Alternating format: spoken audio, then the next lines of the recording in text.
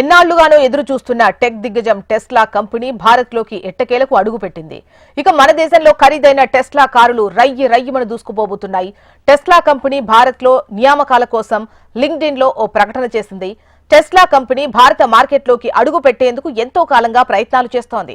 కానీ సుంకాలు, ఇతరతర కారణాలతో ఆ ప్రణాళికలు ఇప్పటి వరకు కార్యరూపం దాల్చలేదు. ఇప్పుడు ఇందుకు సంబంధించి కీలక ముందడుగు పడింది. తాజాగా ఈ కంపెనీ భారత్లో ఎంట్రీపై స్పష్టమైన సంకేతాలిచ్చింది. భారత ప్రధాని నరేంద్ర మోదీతో టెస్లా అధినేత ఎలాన్ మస్క్ తాజాగా అమెరికాలో భేటీ అయిన కొన్ని రోజులకే ఈ పరిణామాలు చోటు చేసుకోవడం ప్రాధాన్యత సంతరించుకున్నాయి. టెస్లా కంపెనీ మన దేశంలో customer related back and job సహా మొత్తం 13 ఉద్యోగాల భర్తీకి అభ్యర్థులు కావాలంటూ తమ లింక్డ్ఇన్ పేజీలో ఓ ప్రకటన ఇచ్చింది. ఇందులో సర్వీస్ టెక్నీషియన్, అడ్వైజరీ సహా కనీసం 5 పొజిషన్లకు ఉద్యోగులను ముంబై, ఢిల్లీ 2 చోట్ల నియమించుకోనున్నట్లు కంపెనీ తెలిపింది. ఇక customer engagement manager, delivery operation specialist వంటి ఉద్యోగులను కేవలం ముంబై కేంద్రంగా తీసుకోనున్నట్లు తెలిపింది.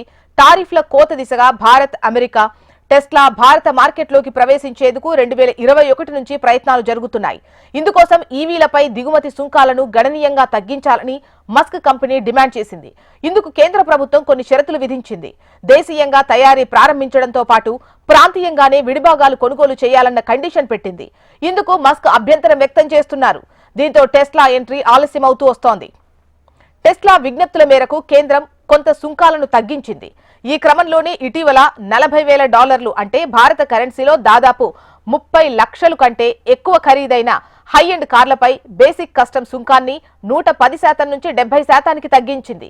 తాజా పరిణామాలతో త్వరలోనే మన రోడ్లపై టెస్లా కార్లు చక్కర్లు కొట్టే అవకాశాలున్నట్లు ఆటో రంగ నిపుణులు అభిప్రాయపడుతున్నారు.